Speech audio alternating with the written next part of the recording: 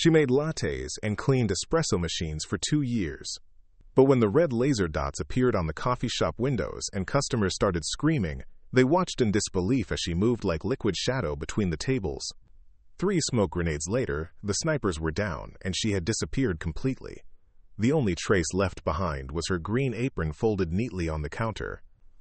Before we jump back in, tell us where you're tuning in from, and if this story touches you, make sure you're subscribed because tomorrow I've saved something extra special for you.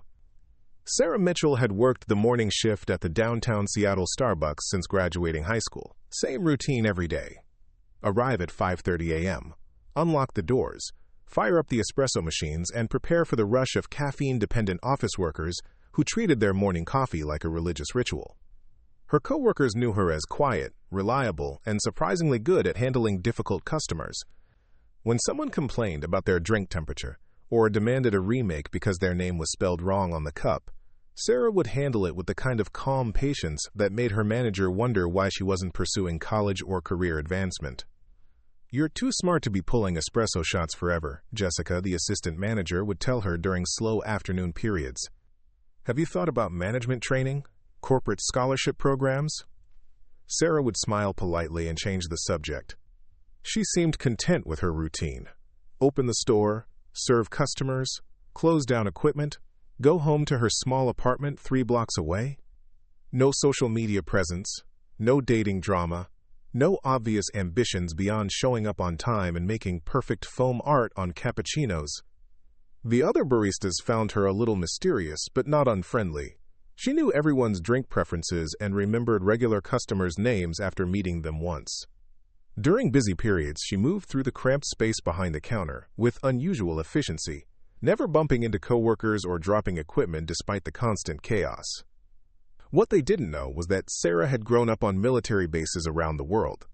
Her father, Colonel James Mitchell, had spent 23 years in Army Special Operations, moving the family from Fort Bragg to overseas postings in Germany, South Korea, and Afghanistan. Sarah had attended 12 different schools before graduating from a Department of Defense high school in Ramstein. Military life had shaped her in ways that civilian coworkers couldn't recognize. Her punctuality wasn't just conscientiousness. It was ingrained discipline from a childhood where being late meant missing family dinners because her father was deploying the next morning. Her calm demeanor under pressure came from years of adapting to new environments, new languages, new social dynamics every 18 months. Her spatial awareness in the crowded coffee shop reflected something deeper than good coordination. Growing up on military installations had taught her to unconsciously map escape routes, identify potential threats, and move through crowds without drawing attention. Skills that seemed irrelevant when measuring espresso shots, but which had become automatic responses to her environment. The morning of March 15th started like every other Tuesday. Sarah arrived early, completed her opening checklist, and prepared for the pre-work rush. The first customers were already forming a line outside when she unlocked the front door at 6 a.m. sharp. Detective Mike Rodriguez was third in line, ordering his usual large dark roast with room for cream. Sarah had been serving him for 8 months, knew he was recently divorced, worked late shifts, and always left a $2 tip despite ordering the cheapest drink on the menu. He looked tired, more stressed than usual. "Rough night?" Sarah asked, handing him his coffee. 3-hour stakeout that went nowhere, Rodriguez replied. "Sometimes I wonder if criminals just stay home when it's raining." Behind him, Dr. Amanda Foster ordered her complicated half-CAF almond milk macchiato with extra foam. She was a pediatric surgeon at Seattle Children's Hospital, always rushing but never rude to the staff. Sarah had learned to start her drink as soon as she saw Amanda's car pull into the parking lot. "Surgery at 7:30, Amanda explained, checking her watch. "Hopefully this one goes smoother than yesterday." The morning crowd was typical for downtown Seattle. Tech workers, medical professionals, lawyers, and city employees grabbing caffeine before facing their daily responsibilities. Sarah knew most of their stories, their stress levels, their personal victories and disappointments shared during brief conversations, while espresso machines hissed in the background. Around 8:15 a.m., she noticed something that made her pause mid-pour. A black sedan had been parked across the street for 20 minutes, engine running, 2 figures in the front seat who hadn't moved or gotten out. Not unusual in itself. People waited for friends, made phone calls, finished breakfast, but something about their positioning felt deliberate. The passenger appeared to be watching the coffee shop through binoculars, occasionally speaking into what looked like a radio or phone. The driver kept checking mirrors, scanning the street in patterns that seemed more systematic than casual observation. Sarah completed the drink order she was working on but kept track of the sedan through peripheral vision. Military childhood had taught her that surveillance usually preceded action, and that people who watched buildings were often planning to do more than just watch. At 8:23 a.m., a second vehicle appeared, a gray pickup truck that parked 2 blocks north with a clear sightline to the Starbucks entrance. Sarah could see the driver adjusting something on the dashboard, positioning equipment that definitely wasn't standard automotive accessories. Her training from countless security briefings on military bases began activating unconsciously. Multiple vehicles, coordinated positioning, extended observation periods. This wasn't random criminal activity or casual surveillance. This was organized, professional, and focused specifically on her workplace. Sarah continued making drinks, but her mind was now running tactical assessments. She counted customers in the store, 17 civilians, including 3 children. She identified potential cover positions: the espresso machine counter, bathroom hallway, storage room with reinforced walls. She noted exit points: front door, emergency exit, kitchen delivery entrance. Most importantly, she began recognizing why professional surveillance teams might be interested in a downtown Seattle Starbucks. Not for the location, the customers, or the cash register. They were here for her. At 8:31 a.m., she saw the passenger in the black sedan raise what was definitely not binoculars to his eye. The shape, the way he braced against the car door, the deliberate targeting posture. Sarah had seen enough military snipers to recognize the profile of a high-powered rifle scope. The red laser dot appeared on the window exactly where she had been standing 3 seconds earlier. Sarah dropped below the counter as the first shot shattered the front window. Glass exploded inward, sending customers diving for cover behind tables and chairs. The espresso machine Jessica was operating erupted in sparks as a second bullet tore through the steam wand. "Everyone get down!" Sarah shouted, her voice carrying an authority that made people obey instantly. But even as she spoke, her mind was calculating angles, counting muzzle flashes, identifying shooter positions that most people wouldn't recognize under stress. 3 snipers. North position in the gray pickup truck, approximately 180 yards. East position from the black sedan, closer range at 90 yards. She hadn't spotted yet, but the bullet trajectory through the espresso machine suggested elevation and distance consistent with the parking garage rooftop across the street. Detective Rodriguez was already reaching for his service weapon, but Sarah could see the tactical problem. He couldn't. The shooters had positioned themselves with overlapping fields of fire that covered every exit. Anyone who tried to leave through the front door would be exposed to at least 2 rifle positions. The emergency exit led to an alley with no cover, and the kitchen delivery entrance faced the parking garage. "Stay away from the windows!" Rodriguez called out, but customers were panicking. A businessman near the door was crawling toward what he thought was safety, directly into the killing field between 2 sniper positions. Sarah moved without thinking. She rolled across the floor, grabbed the businessman's ankle, and pulled him behind the industrial coffee grinder, just as another shot punched through the wall where his head had been. The bullet embedded in the brick wall with enough force to send mortar dust cascading onto the floor. "How did you know?" the businessman gasped. Sarah was already moving again, herding customers toward the storage room in the back of the store. Not because it was completely safe, but because it was the only space without direct sight lines from any of the sniper positions she had identified. Dr. Foster was trying to help an elderly customer who had fallen during the initial panic. "I think she's having a heart attack," Foster called out. "She needs medical attention, but I can't treat her properly here." The tactical situation was deteriorating rapidly. 17 civilians trapped in a kill zone, 1 requiring immediate medical care. Police response still minutes away, based on the distance from the nearest precinct. The snipers weren't firing randomly. They were maintaining position, controlling the space, waiting for something. Sarah realized they weren't trying to kill everyone in the coffee shop. They were keeping everyone trapped while they searched for their primary target. The random shots were psychological pressure, forcing people to stay down while they located whoever they had come to find. Through the shattered front window, Sarah could see movement in the black sedan. The passenger was speaking rapidly into a radio, then pointing directly at the storage room where she had moved the customers. Not pointing at the room in general, pointing at her specific position behind the industrial sink. They had thermal imaging equipment. The walls that provided visual concealment weren't blocking their ability to track heat signatures, which meant they could see exactly where everyone was positioned, including her. Jessica, Sarah called softly to her manager, who was crouched behind the pastry display case. I need you to get everyone into the walk-in freezer. The freezer? Sarah, that's crazy. People will freeze to death there. It's not about temperature. Metal walls will block thermal imaging, and there's only one entrance to defend. Move them now.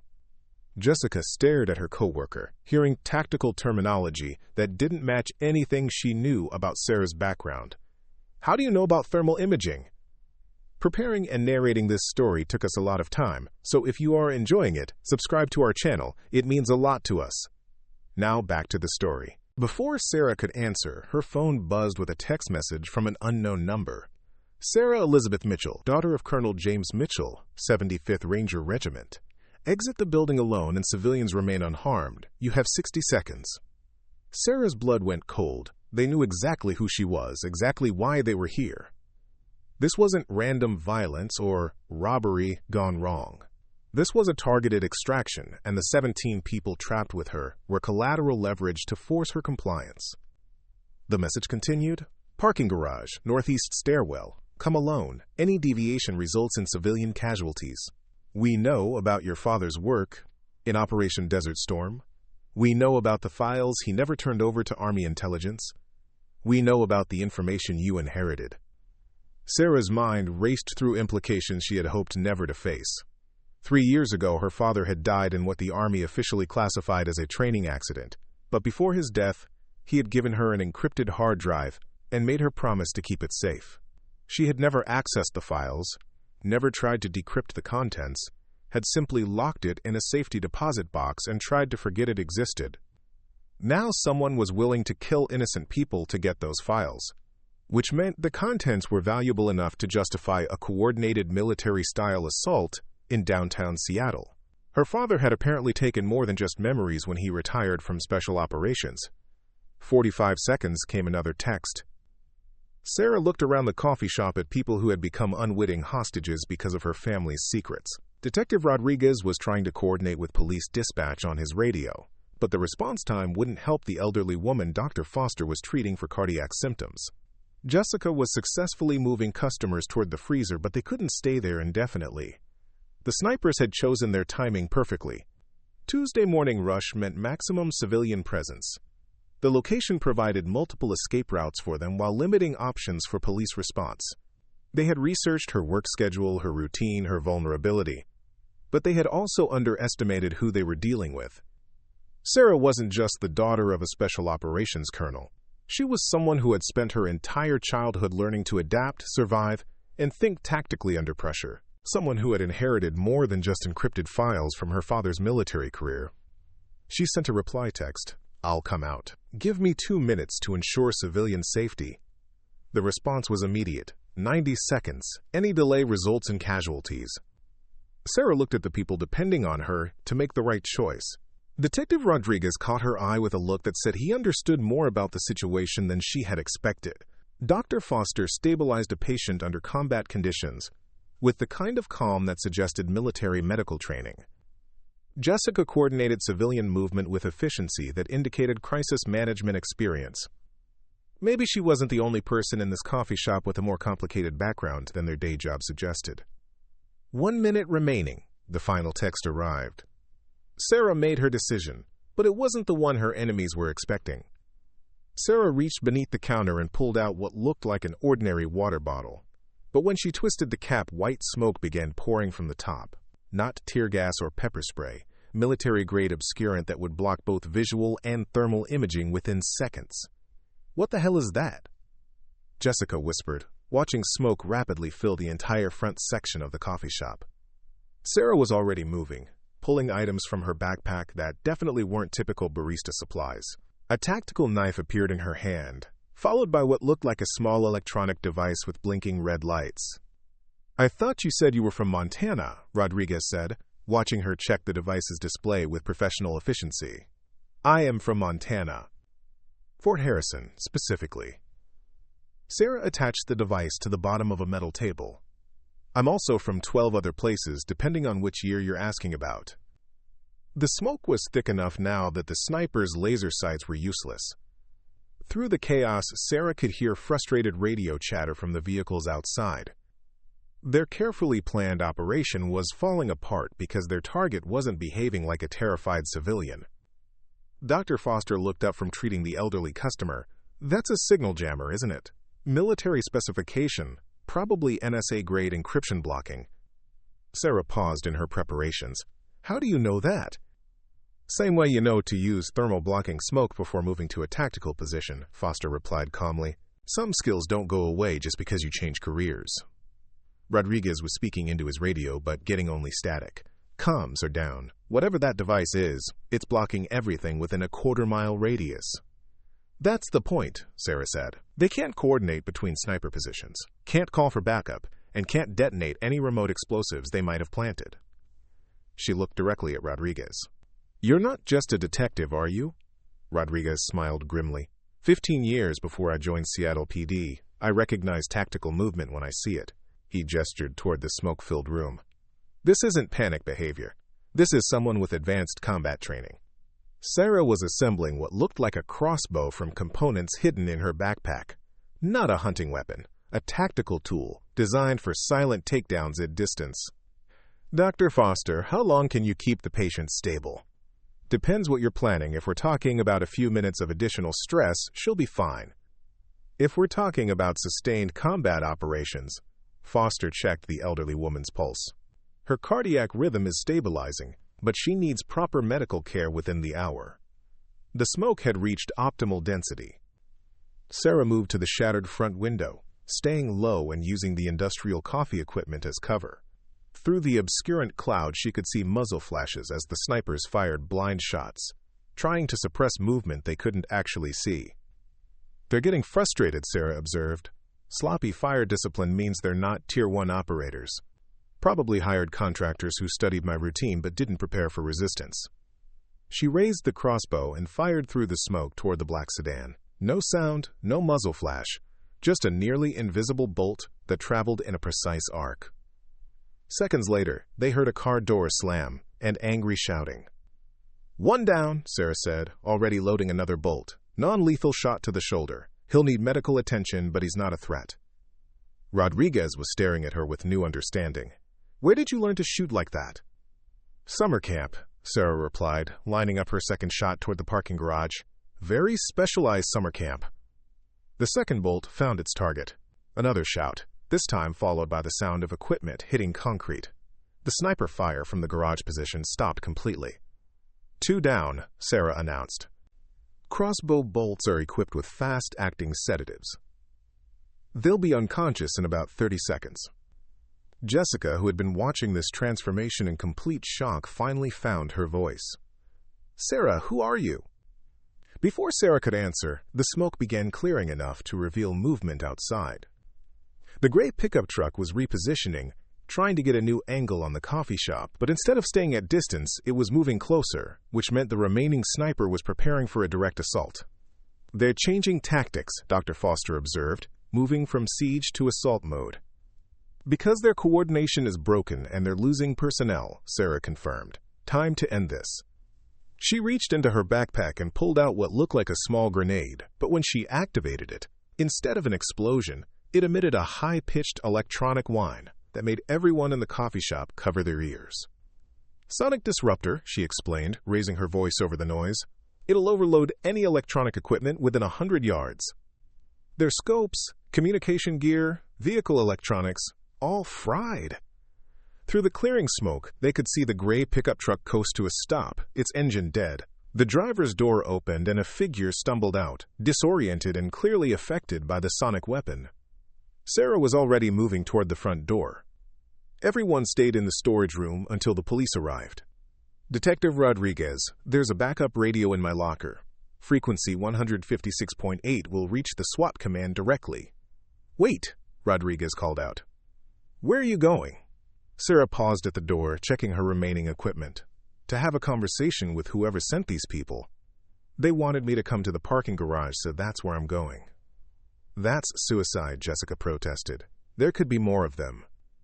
There are definitely more of them, Sarah agreed, but they made one critical mistake in their planning. Dr. Foster looked up from her patient. What mistake? Sarah smiled, and for the first time her co-workers saw something dangerous in her expression. They assumed I was just the colonel's daughter. They never considered that I might be a soldier too. She stepped through the shattered window into the street, moving with fluid precision between abandoned cars and debris. The sonic disruptor had created a window of opportunity. Electronic equipment down, coordination broken, snipers neutralized. But as she approached the parking garage, Sarah realized the real operation was just beginning. The snipers had been a distraction, a way to flush her out and force her into the open. The people who wanted her father's files were still waiting in the shadows. And they had resources that 3 hired contractors couldn't provide. Her phone buzzed with a new message. Impressive display, Sarah. But you're still coming to us. Garage level 3, northeast corner. Come alone. Or, we start targeting the hospital where Dr. Foster works, the precinct where Detective Rodriguez reports, and the apartment where your manager Jessica lives with her 2 children. Sarah stopped walking. They had done more than research her work routine. They had mapped her entire social network, identified everyone she cared about, and were prepared to escalate far beyond a single coffee shop incident. This wasn't just about encrypted files anymore. This was about people who had become important to her, people who would pay the price for her father's secrets. Sarah checked her remaining equipment and started walking toward the parking garage. But now she wasn't just going to negotiate. She was going to end this permanently, whatever the cost. The real fight was about to begin. Sarah entered the parking garage through the ground-level entrance, immediately noting the surveillance cameras had been spray-painted black. Professional work, someone had mapped the security infrastructure before the operation began. Her footsteps echoed in the concrete structure as she climbed toward level 3, each sound potentially giving away her position to whoever was waiting. But Sarah wasn't just walking into a trap. She was gathering intelligence with every step. The emergency lighting had been systematically disabled on levels 1 and 2, creating artificial shadows that would provide concealment for additional operatives. Fresh tire marks on the concrete showed at least 4 vehicles had been positioned throughout the garage before the coffee shop attack. This wasn't a hastily planned extraction. It was a carefully orchestrated military operation. On level 3, Sarah found them waiting in the northeast corner exactly as promised. 2 men in civilian clothes, but their posture and positioning immediately identified them as professional operators. The older man, probably in his 50s, had the bearing of someone accustomed to command authority. The younger operative stayed in the background, hand resting near a concealed weapon. "Miss Mitchell," the older man said with a slight accent she couldn't immediately place, "thank you for accepting our invitation." "I don't recall having much choice in the matter," Sarah replied, staying far enough away to maintain tactical distance. "Who are you people?" "My name is Victor Petrov. I represent certain parties who have been searching for information your father acquired during his final assignment in Afghanistan." Petrov gestured toward a metal briefcase sitting on the concrete ledge. "We're prepared to offer substantial compensation for the encrypted files Colonel Mitchell removed from Kandahar base." Sarah studied Petrov's face, noting details that suggested extensive facial reconstruction surgery.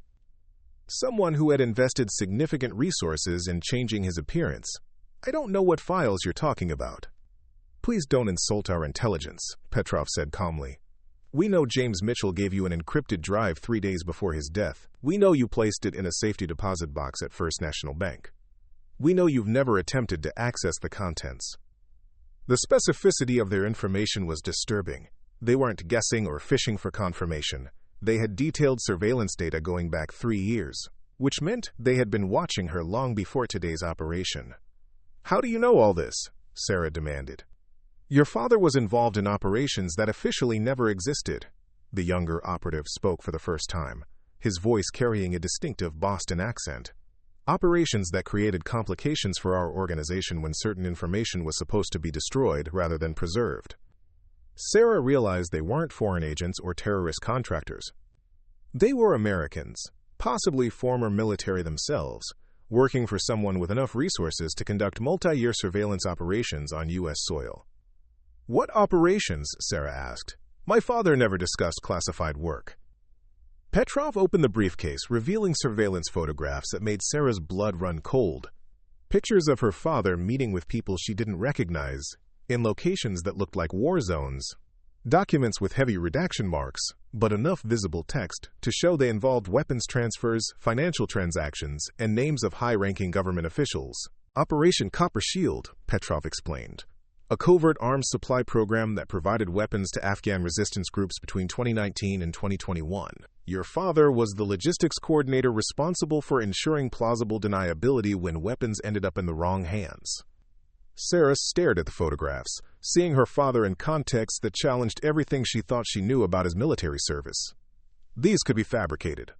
The encrypted drive contains the original financial records, communication logs, and shipping manifests that prove U.S. government complicity in arming groups that later turned those weapons against American forces, the younger operative continued. Information that could destroy careers and administrations and trigger international incidents. Why would my father keep evidence of illegal operations? Insurance, Petrov said simply. James Mitchell was ordered to eliminate all documentation of Copper Shield after it was shut down. Instead, he preserved the evidence and disappeared with it. We believe he intended to use it as protection against retaliation from his former handlers. Sarah's mind raced through implications she had never considered. Her father's training accident death suddenly seemed far more suspicious. If he had possessed evidence of illegal government operations, there would be powerful people with strong motivations to ensure that information never became public. The encrypted drive is the only remaining proof that Operation Copper Shield existed, Petrov continued. Without it, the entire program remains buried in classified archives where it can never be investigated or prosecuted. So you want me to help cover up government crimes? We want to prevent a political crisis that would damage national security, the younger operative corrected. Some secrets are meant to stay buried. Sarah studied their faces, realizing she was dealing with people who genuinely believed they were protecting American interests. Not foreign agents or criminals, but patriots who viewed the encrypted files as a threat to national stability rather than evidence of wrongdoing. "What makes you think I'll cooperate?" Sarah asked. Petrov pulled out a tablet and showed her live surveillance footage. Dr. Foster leaves Seattle Children's Hospital, walking to her car in the parking garage. Detective Rodriguez at his desk in the police station, completely unaware that a sniper scope was tracking his movements through the window. Jessica picks up her children from elementary school, all three of them visible in someone's crosshairs. Because the alternative is that everyone you've grown to care about pays the price for your father's decision to preserve classified information, Petrov said quietly. We didn't want this operation to involve civilians, but you forced our hand by building a life surrounded by people you clearly value. Sarah felt the tactical situation shifting beyond her control. These weren't random contractors or hired thugs. They were sophisticated operators with unlimited resources, working for an organization that viewed civilian casualties as acceptable collateral damage when protecting government secrets. "Give us the drive, and everyone returns to their normal lives," the younger operative said. "Refuse, and we'll systematically eliminate every person in Seattle who matters to you until you change your mind." Sarah's phone buzzed with a text message. Not from Petrov's team, but from an unknown number. "Don't trust them. Your father left more than just files. Check the inscription on your mother's locket. Extract now if possible. A friend of James Mitchell." She glanced at the message without letting Petrov see the screen. Her mother's locket. Something she had worn every day since her mother's death when Sarah was 12. Something so familiar she had stopped noticing it, but which might contain information her father had hidden in plain sight. "I need time to consider your offer," Sarah said carefully. "Unfortunately, time is a luxury we can't afford," Petrov replied. "We need your decision now." Sarah touched the locket unconsciously, feeling for the first time that it might be slightly thicker than a normal piece of jewelry. If her father had hidden something there, it could change everything about the current negotiation. But first, she needed to get out of the parking garage alive. "I'll get you the drive," Sarah said, "but I want guarantees about civilian safety." "You have our word," Petrov assured her. Sarah smiled, recognizing the tactical advantage she had just gained. They believed they had won, which meant they would be unprepared for what came next. Because Sarah had learned more than just combat tactics from her military childhood. She had also learned that when dealing with people who threatened innocent lives, you never kept promises to let them walk away. "I'll need to retrieve the drive from the bank," Sarah said, checking her watch. "First National closes at 4 p.m., which gives us about 6 hours. "Unacceptable," Petrov replied immediately. "We have overridden authorization for bank access. We'll accompany you there within the hour." Sarah had expected this response. Professional operators wouldn't allow their target to leave their sight, especially when civilian leverage was their primary advantage. But she needed time to examine her mother's locket and decode whatever message her father had hidden there. "The safety deposit box requires biometric confirmation and a verbal password," Sarah lied smoothly. "Bank security protocols won't allow unauthorized personnel in the vault area. You'll have to trust me to retrieve it alone." The younger operative stepped forward. "We'll position surveillance on all bank exits. Any attempt to deviate from the agreed plan results in immediate action against your civilian contacts." Sarah nodded, but her mind was already working through extraction scenarios. As they prepared to leave the parking garage, she discreetly examined the locket's surface, feeling for hidden mechanisms or unusual features that might indicate concealed compartments. The metal felt slightly warm against her skin, which was unusual for sterling silver. More importantly, the engraved initials on the front seemed deeper than normal jewelry inscriptions. When she pressed the M for Mitchell, she felt it depress slightly, like a hidden button. During the elevator ride down to street level, Sarah carefully manipulated the locket while pretending to check her phone. The M definitely moved when pressed, and she could feel something shifting inside the pendant. Her father had modified her mother's jewelry to create a hiding place that would stay with Sarah constantly, protected by sentimental value that would prevent her from ever discarding it. "Your vehicle or ours?" Petrov asked as they reached the parking garage exit. "I'll drive myself," Sarah replied. "Less conspicuous than a convoy, and you can track my phone GPS if you're concerned about my route." Petrov considered this, then nodded. "Acceptable. But remember, we have real-time surveillance on your friends. Dr. Foster is currently in surgery at the hospital, completely vulnerable. Detective Rodriguez is investigating a crime scene with his back to an open window. Jessica is at home with her children, all visible through their kitchen window." Sarah felt cold anger building at the casual way they discussed targeting innocent people, but she maintained her composed expression as she walked to her car, knowing that any emotional reaction would alert them to her true intentions. Once alone in her vehicle, Sarah immediately opened the locket mechanism she had discovered. The hidden compartment contained a micro SD card, so small it could barely fit on her fingertip. But more importantly, there was a handwritten note in her father's distinctive script. "Sarah, if you're reading this, they found me. The drive in the bank is fake. Real files are on this card. Trust Agent Thompson, Seattle FBI Field Office. He's been protecting you without your knowledge. The coffee shop was chosen for a reason." "Dad!" Sarah's hands trembled as the implications hit her. Her father hadn't just been a logistics coordinator for Operation Copper Shield. He had been an undercover investigator gathering evidence of the illegal arms trafficking. The encrypted drive everyone was hunting contained fabricated files designed to draw out the real criminals. And Thompson, she realized she had been interacting with him for months without knowing his true identity. Detective Rodriguez wasn't just a divorced cop working late shifts. He was FBI Agent Thompson, assigned to maintain covert surveillance and protection of Sarah while she lived her civilian life. Her phone buzzed with a text from Rodriguez. "Sarah, this is Agent Thompson, Seattle FBI. Your father was working for us when he died. We've been protecting you for 3 years. The operation today was designed to force the Copper Shield conspirators into the open.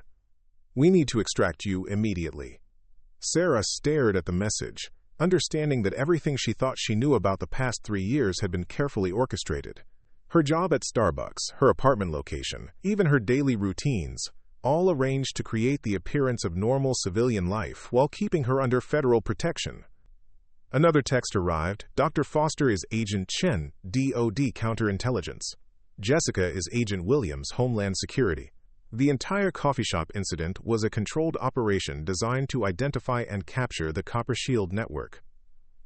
You were never in real danger." Sarah felt a mixture of relief and betrayal. The people she had grown to care about, the relationships she thought were genuine, all part of an elaborate federal investigation that had used her as unknowing bait for 3 years. But then she remembered Petrov's surveillance footage, the real-time threats against people she cared about. If Rodriguez, Foster, and Jessica were all federal agents, then either the threats were part of the operation's deception, or Petrov's team had identified the federal surveillance and was specifically targeting law enforcement personnel. Her phone rang. Petrov's voice was cold and angry. "Miss Mitchell, we've detected unusual radio traffic in your vicinity, FBI surveillance frequencies. It appears your father's precautions were more extensive than we anticipated." Sarah's blood ran cold. They had identified the federal operation, which meant Thompson, Chen, and Williams were now in genuine danger from people who knew they were dealing with law enforcement rather than civilians. "The arrangement has changed," Petrov continued. "We now require both the bank drive and whatever your father hid in that locket you've been manipulating. You have 30 minutes to deliver both items to Pioneer Square, northeast corner. Come alone, or we start killing federal agents." Sarah realized the tactical situation had completely reversed.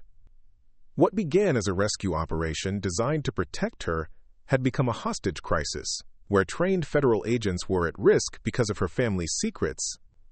She looked at the micro SD card containing the real Copper Shield evidence, information that could expose a network of government corruption reaching into the highest levels of the Pentagon and CIA. Information that would save lives by ending illegal arms trafficking, but which would also destroy the careers and lives of American officials who might have believed they were serving national interests. Her father had left her an impossible choice: protect federal agents by surrendering evidence of government crimes, or preserve justice by risking the lives of people who had spent 3 years protecting her. Sarah started her car and drove toward Pioneer Square, knowing that whatever decision she made in the next 30 minutes would determine not just her own fate, but the future of everyone who had become entangled in Operation Copper Shield's deadly legacy. The real test of her father's training was about to begin, because sometimes the most important battles weren't about tactical superiority or advanced equipment. Sometimes they were about choosing between competing loyalties when there were no perfect solutions. Sarah checked her remaining equipment and prepared for the most important mission of her life. Not as the colonel's daughter, not as a barista, but as someone who had inherited both her father's secrets and his responsibility to do what was right, regardless of the personal cost. Sarah arrived at Pioneer Square 15 minutes early, using the extra time to position herself strategically, but as she surveyed the area, she realized Petrov had chosen the location for reasons beyond just tactical advantage. The square was hosting a farmer's market, with hundreds of civilians moving through the space, perfect human shields that would prevent any federal response team from taking direct action. Her phone buzzed with coordinates, directing her to a specific bench near the northwest corner. As she approached, Sarah saw Petrov waiting alone, but her trained eye caught at least 6 other operatives positioned throughout the crowd. They had learned from the coffee shop incident and weren't taking chances with her combat capabilities. "Miss Mitchell," Petrov greeted her as she sat down. "I trust you've brought both items we discussed." Sarah placed the fake encrypted drive on the bench between them but kept her hand on the locket. "First, I want proof that Agents Thompson, Chen, and Williams are unharmed."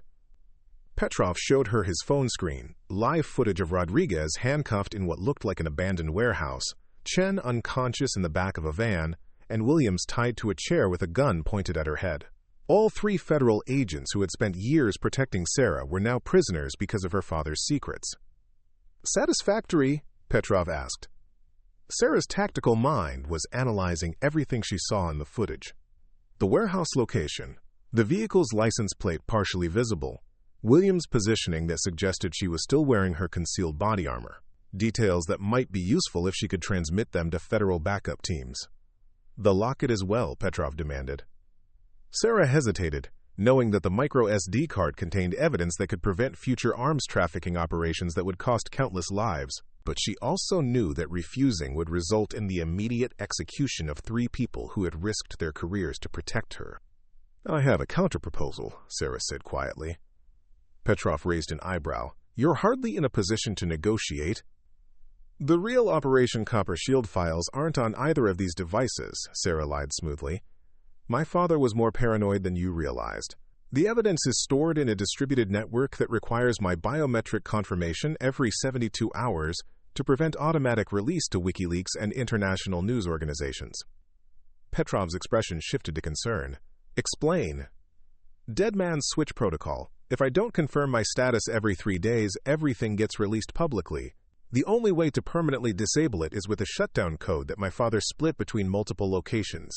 Sarah was improvising rapidly, but her military training in psychological operations made the deception convincing. What locations? One part is in the bank's safety deposit box, another is hidden in my apartment, the third requires access to my father's grave site at Arlington National Cemetery.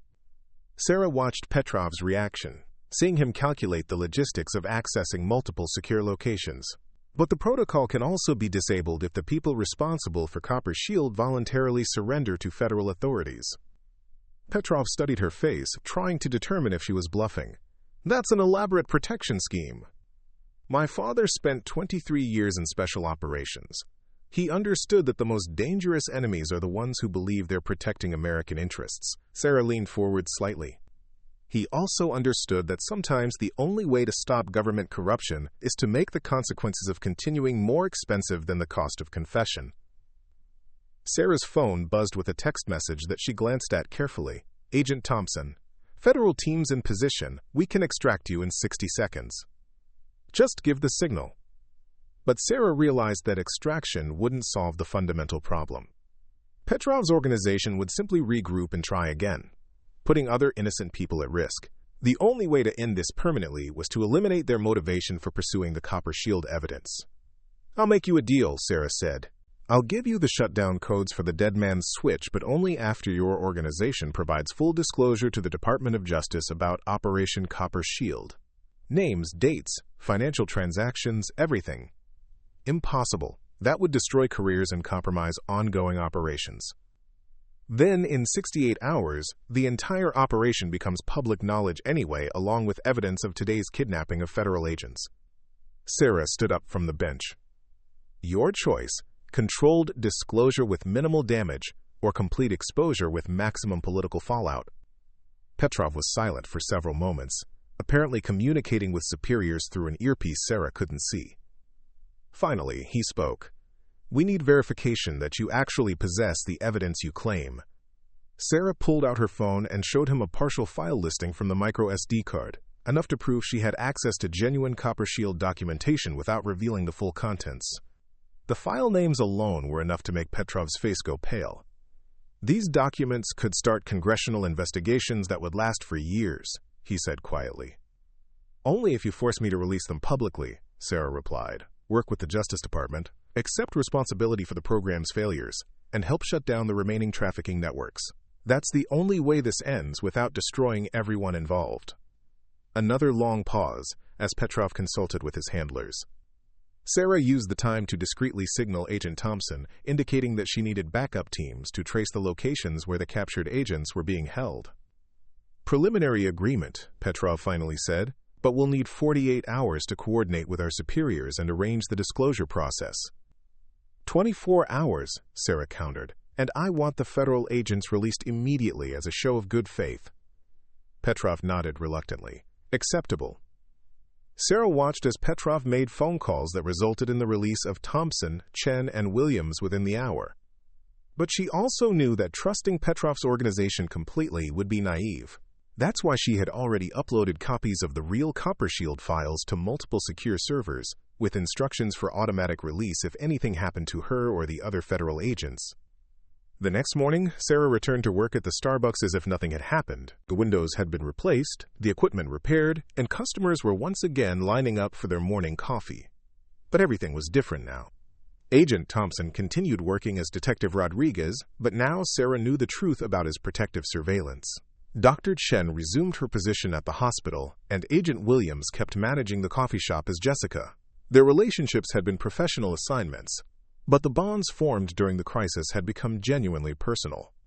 3 weeks later, the Department of Justice announced the indictment of 17 current and former government officials for their roles in illegal arms trafficking operations.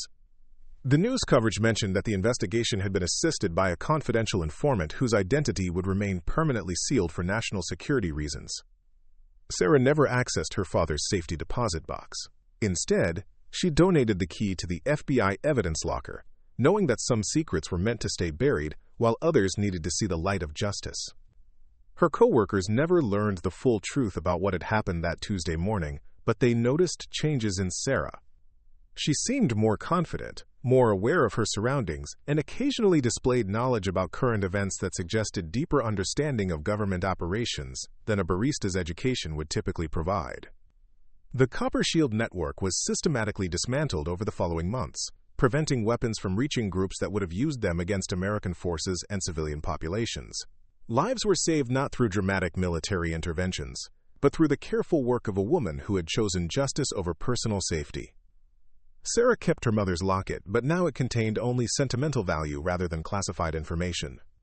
She had learned that her father's greatest gift wasn't the evidence he had preserved, but the moral courage to do what was right, regardless of the personal cost. Sometimes heroism doesn't announce itself with medals or recognition. Sometimes it happens quietly, one decision at a time, by people who understand that protecting others is more important than protecting themselves. Up next, you've got 2 more standout stories right on your screen. If this one hits the mark, you won't want to pass these up. Just click and check them out. And don't forget to subscribe and turn on the notification bell so you don't miss any upload from us.